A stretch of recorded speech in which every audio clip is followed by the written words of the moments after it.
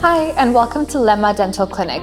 Today, we're going to explain how we renew an old or damaged tooth filling and why it's sometimes necessary.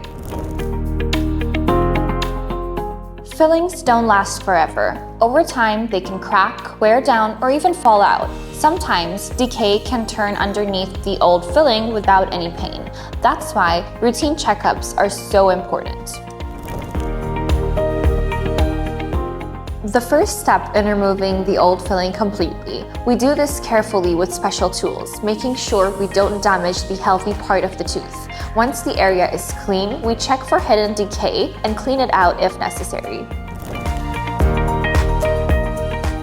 Next, we prepare the tooth for the new filling. Depending on your needs, we may use composite resin, ceramic, or another material.